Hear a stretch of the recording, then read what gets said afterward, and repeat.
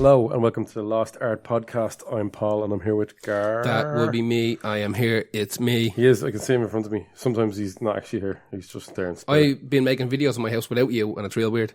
Yeah, but you delivered it quite well. Did you print a picture of me and put it behind the camera? There's a picture of you tattooed on my leg. Oh, I'm naked okay. from the waist down, and I got my right thigh. Yeah. I got a picture of your face. Because I get real awkward when I see any of my mates making a video where they're talking to the camera. I can't normally look at it for more than 5 seconds because it's too awkward. Looking through their notes or just mad awkward. See, But yours wasn't awkward. I did have little notes, and I kind of have them at a weird angle underneath the camera.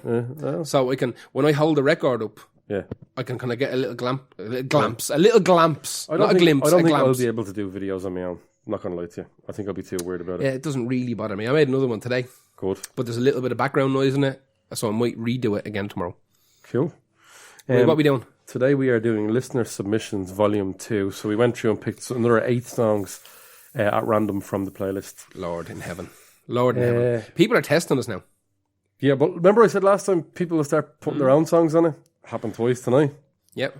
I don't mind that. I don't mind. People should actually do that. If you actually give a shit, let's be brutally honest. Or you have thin skin. Yeah. Thick skin. No, God, thick skin. Yeah, you want to have the thickest of skins. But then again, this is the thing, right? I need to say this. I know that we said last time, these aren't reviews, even though I think you might have written it in the thing, the word review. It's easy to say that. We are not... No. We're not... We're not critics. We're not critics. We're At not... all. At all. We're not... What's the word? You're also going to get probably zero promotion out of this. You might get a couple of Jesus, people. all your pages have more likes than our page has, Yeah. so... Not really. So, I know some people some people were putting the word Irish in capitals as in, nudge, you should be fucking a bit more patriotic or something like that. I'm not going to lie to you, I'm not really into that shit. No, neither is Gar. I'm not really into Ireland. Yeah, it's grand. It's fine. But I'm just here. we're too small of a podcast to be fucking trying to push stuff that isn't us. Yep. I'm not going to lie to you. But there is 2 Irish bands. We are top 10 in Switzerland at the moment.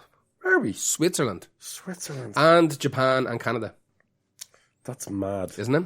I did a really kind of obscure Facebook promotion with those some of those countries in it. I have, has the zero last there. Facebook promotion I done, I put in all sorts of mad shit just to see what would happen. We should do a Swiss, Japan, Canada special. You can, people from these countries, you want to pay for us to come over and do live podcasts, we can do that. I'd love to go to Switzerland. Is that the place you can get the gold out of the bank? It is. Yeah, possibly. Yes, I'll be into that. I will, first of all, I would need a bank account in Switzerland with some money in it. Yeah, but once you set one of them up, the criminal assets bureau will be like, hey... I don't know, they're Europe. Yeah, of course. Yeah, no, but you know, there's Europe. Oh, yeah. And there's balls deep Europe, you know what I mean? Yeah, no, they're very Europe-y. Okay, kind of super Europe. I think that's where lots of treaties are made.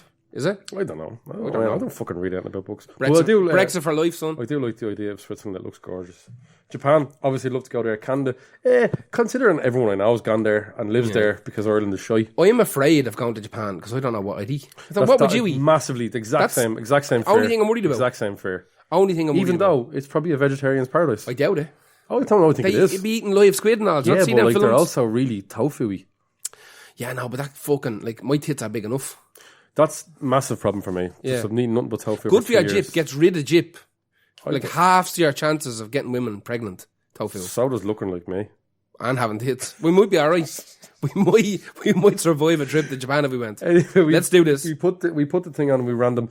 Our first, the first thing I threw up was the first one that was ever added, so that kind of works out well. Made it. Posted in by Dylan. It's X Gon Give It To You by DMX.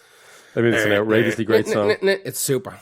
The intro is nice and it's I always skip teasy. it. I always skip it, yeah. Every time. No, I love the intro. Yeah, I love the intro, but when I'm DJing, so when it I finally skip breaks, no, I play the whole thing. Do you? So when it finally breaks, now that's just for me. Other people are going, I don't know what this is until the brass section kicks in. Because it stops as well. And Yeah. This X Gonna Give It To You spawned probably about 40 other DMX songs that sounded exactly like that. Yeah. Before this, he did not sound like this. This isn't even off an album. This is off soundtrack for Cradle to the Grave. Cradle to the Grave, yeah. The movie he was in with Jet Li. You would think that was a sequel because they use a 2 in it. Yeah, but that's before people started really hammering the they were just doing that phones for ooh. Exactly. They were doing this the Red Man thing where they just spell everything wrong to make it street. Yeah. This I song liked that film when it came out. It's grand. I probably have seen it. Probably. What I learned today is that DMX. I'm full of gargle, so I'm full of. Are you good? Yeah. You get some angriness out of you. I'm feeling angry all day. Actually, I sucked the anger out of a couple of people. Not literally, But I gave a lot of grief to a couple of people earlier, and I just stole. I was like a crack vampire, and I sucked all the crack out of them, and I sat there while I just fucking took it. So I've stored up now my crack reservoirs inside myself. That has to go somewhere, Gar. That's going down this microphone. Into cunt's ears is where it's going. So I learned today that DMX's name is taken from the Oberheim DMX drum machine. Wow, because his name is Earl Simmons. Yeah, sounds like he's in Run DMC. Run DMCMX. This lad had a terrible life. Terrible life. It's no excuse. It is. Whatever. You know the way he's mad at the dogs. He does all that all this stupid shit. Like his first conviction at the age of like 15 was that he stole a junkyard dog. I thought you were going to say dog fights. I was going to go. We did do that later. Yeah. See, Danny doesn't love dogs. Well, he didn't get done for dog fights per se. He was done for fighting dogs himself. Yeah, it was just him. That's fair. Versus 15 dogs. No, he had 15 pit bulls in less than ideal surroundings, apparently, and animal cruelty got to him. Now, I'm not going to defend DMX because he sounds like a fucking scumbag. He's an arsehole. Yeah, but he's also one of these holy joes. He's an ordained... That's even worse. Yeah, even worse. Yeah, he's an ordained deacon, and he's trying to become whatever next up from that is in American religion. That fits in well with his staunch homophobia. Oh, he's mad not into gays. Oh God, like I hate when I kind of I listen to DMX, never really listen to the lyrics because he's so angry and so fast. Well, there's a couple of those lyrics you can't miss. But the one in Where the Hood At, yeah. Oh God, yeah, I know, yeah, ruins the whole song. It doesn't though. That song's amazing. It's amazing. It's savage. So homophobic. Second best after this. Homophobic, transphobic. But that's because he's a scumbag. Well, listen, like I said, he was a crack addict. He's an ordained deacon. He was raised Jehovah's Witness, but now he's like a Christian. Yeah, didn't see that coming. To be raised Jehovah's Witness, and he was hit by a car apparently when he was very, very young, and his father fucked off, left him, and his father left him. His mother wouldn't let him go to hospital. Or, what was it? Yeah, he wasn't allowed to go to hospital, and they were not allowed. Can't afford the hospital, Earl. No, I think it was just whatever the religion is. They're not allowed to get help, like Amish people. Something fucking weird. Stupid is all religion. All of it's just fucking stupid. But his mother, because of her religion, wasn't allowed to sue the driver who hit him. So that fucked up his entire childhood. Where can you imagine the driver's lawyer? Hang on. Jehovah's Witness. Were you Jehovah's Witness? Let's just go. Yeah. We'll wrap this up at a 2 hour, exactly. 2 hour maximum, man. Yeah, we'll round it up to 2 hours. Big time. So they weren't allowed to claim. That meant that there was no kind of quick start for him as a child. He just lived rough. He ran away from home a bajillion times. He'd been arrested honestly, must be 60 times he's been arrested in his life. Loads of it is to do with... It's all making sense why Dylan put this in. Exactly, yeah. However, this is real fucked up. He's been arrested like 20, 25 times for not paying alimony on his children. Do you know how many children DMX has? Has he got as many children as he does pit bulls? 15. 15 kids? On the button. 15 children. All different mothers, all over the place. And loads of them are like fucking... I've been doing this for 15 years. Yeah, I've been doing this for 15 kids. So fucking... He clearly hasn't been doing it for one of the kids, let alone 15 of them. Any of them. He's been doing for drink driving, cocaine, weed... but his biggest one by far is not paying. He's declared bankruptcy from not being able to pay his Listen, kids. I like DMX as a character, but unfortunately, he's a real human being. And he's but in a movie, it would be great if he was in a movie and I couldn't distance myself from it. And he was also the rapper because he's so good. He's ridiculous. He's very, very good. When he's good, like flesh of my flesh, blood of my blood, bananas. This song was kind of big when it came out on. It kind of got a big resurgence off Deadpool. It was in Deadpool. The first one, and I got a little. They kind of hinted at the second one. They never got into the balls of it. But it's fucking DMX. X going to give it to you. Right, what's next? It's brilliant. It's a band called Risky Business from Ireland, I believe, and the song's called Unfinished Business. I presume that's a comeback song, right, or a reformation song. Yes. Okay, so here we go. This band is from Skerries. Apparently from Skerries. I read a Daily Mirror article about them. So they formed in the 80s. And they didn't necessarily break up, just kind of went on hiatus. I'm assuming if they formed in the 80s, that's a big everybody's hiatus. probably in their 50s, late 40s. Well, they're looking good for that then. I don't know what they look like. I don't care. This song is very songy. It's grand. They actually, believe it or not, they have a cover of Footloose. I saw that, 1 million hits. 1 million hits, right? So I was just thinking that they were the only people I know from Dublin that will have made any money off Spotify outside the U2. Maybe. a million plus hits doing Footloose. And the next song, which is this one, the next biggest song, Unfinished Business, has about 1,000. No, the next one is Troll, about the internet trolls.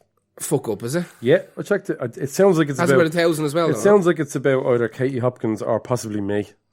For real? Yeah. You got an email about that this week, didn't you? Nope. Yeah, well, yeah, I am apparently a lot of people's first... their first experience. Their first experience with a troll. Trolling, yeah. But mine's different. No, yours is smart trolling. It's it's not. I'm not just going. Yeah, yours is sarcasm at such a high level that it's hurts. It basically gets rounded down by idiots into trolling. This is what I've maintained this for a long time. Anyway, we're gonna move on. This song, you know what I'll say about it? It's produced very well. It sounds really good. The voices go well together. Yeah, they do. There was my Spotify was kind of acting the bollocks, and it started kind of corrupting the audio. It was not clipping, but it was stuttering, and I thought it might have been the song, and I kept going back and listening. Are you sure it's this song you're talking about? Yeah, I have it written down here, and it was a weird kind of stammer at like 3 minutes 20 because it's a long enough song. It's like 4.5, 5 minutes long. There's about 8 of them in the band or something, isn't it? Yeah, I have it written that down makes here. sense for sharing a taxi back to Scary's, which is expensive as fuck. Something else I read weird is that their manager, I don't know whether he's still their manager, maybe their previous manager, wrote a book called Dublin's Nazi Number 1. Who's that? I don't know. Give me more info on that. Literally all I know. That's what I wrote down. It says manager wrote a book called Dublin's Nazi Number 1. Maybe he was such a good manager he got called a fascist all the time. You know I don't know. I don't know whether it's... I assume it's fiction. I don't know anything about it. What I will say about the song, this is the most amount of choruses I've probably ever heard in any song. Different ones are No, the same. It hits the same chorus. Yeah. Maybe 8 times. That's not a bad thing for a radio single, though. If you want to get that drilled into people's heads. It's supremely Irish. It has that sound. It can't have as many as that Dalek song that you picked. Yeah. But he just hits that every 4th bar. It's good for a single if you want to get that into people's heads or live. Of course it is. If you're singing that live for the first time, by the end of it, if people 100%. Are singing the chorus, even if it's the first time you ever played it, yeah, that's good. I will admit that fucking having a soft spot for Irish bands to a degree. I'm not necessarily into the country and what we do here, but I will always have a soft spot. It's a fine country. I don't really have a huge frame of reference, so I don't really go anywhere. I will say about this though, if you were to compare this band to, let's say, Fleetwood Mac, which in a few ways they probably do. They probably do. It seems like a much better, a healthy reunion than Fleetwood Mac ever had. Yes, so very that's much. all I'll say about that. This sounds like when they took their little hiatus, the gang had a couple of songs in the pot. And they went into... There's a fucking... I tell you what, the recording of this, as you said, recording is very good. Really good. There's some lovely layers. If you're around since then, you know all the people. Of course. You know who you're going to know. But it sounds like something recorded in the late 80s. It has that... Everything has this kind of step layering. Nothing's mashed together. Yeah. So when everything does hit, everything has its own space in the mix, if you get me. There's that little thing where it sounds like there's just face melter of a solo about to start. And it doesn't do it, yeah. The guitar's nice. And it's gone. So that's risky business. So I thought you were going to give it shit because it's Irish. No, dear risky business. Next time, do a face melter solo. Yeah. Do that, and we'll do another song with you. So that was uploaded by Risky Business. Yeah, it was, yeah. On to our third song. Yes. By Mark Almond's Butler. Mark Almond's Butler. Imagine Mark Almond's Butler. The Sex Dwarf. The Sex Dwarf. McAmmond and Butler. McAmmond and Butler. Bernard Butler from Suede and David McAmmond from Thieves. In Suede up until Dog Man Star, yeah? And then it's not a great time to jump out, is it? That's like as big as it gets. Hang on, let's record like one of the best kind of Britpop indie albums. I think he just jumped up just before it as well. But then he started another band with Brett from Spade afterwards. Did he? A couple of years later, yeah. So it must have been the... I think he just wasn't into it. Yeah. Something happened. Well, this couldn't sound any more different to Suede. It's completely different. I never got into this band when they first came in because here's the thing, I never liked Suede. I do now. I like that Weird a Pig song. That makes me horny. I just at the time I couldn't get into Brett Anderson's voice. It just wrecked my fucking head. It wrecked my head. I thought he was poncy. Turns out I think he was just from London.